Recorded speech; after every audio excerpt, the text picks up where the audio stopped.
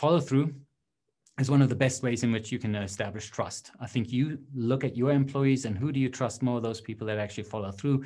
And the same thing is true for you and the people outside of your company. And trust is the most powerful thing you can get in terms of driving your professional success, because it opens up doors in ways that you otherwise won't do. It's all about this adage about do what you say and say what you do.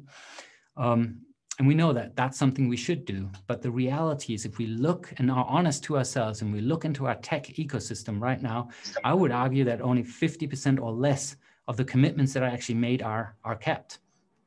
And I wouldn't be surprised if some of you guys are among those people that actually make promises that you don't deliver.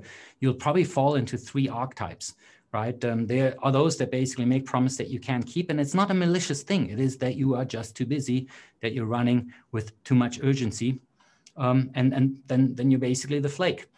Or you have wisened up and got very disciplined around saying, I'm only going to make promises to people that I actually can keep. That's our only option.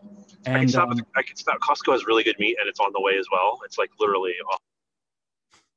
Okay, somebody. All right, that wasn't a question, right?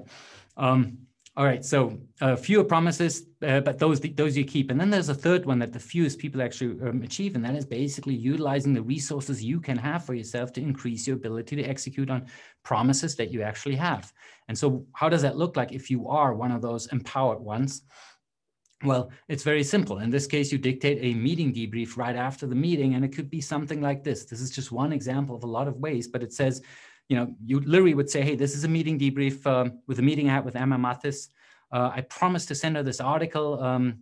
You know, it was about those CEOs who inadvertently turn into assholes. I think we have it in the value payload database. It's a Wall Street Journal piece, something about power. Can you track that down and write a draft for me? Literally, this is what I would dictate to my EM right now after a meeting where I had a conversation about CEO assholes. And then basically what the outcome is that basically you will find in your draft folder in your email, an email that looks like this. It says, hi, Emma, I promised I wanted to send you over the article about CEOs who become assholes. It took me a little while to hunt it down because it's over 10 years old, but I think it's more relevant than ever. And boy, can I talk to you guys about this, right?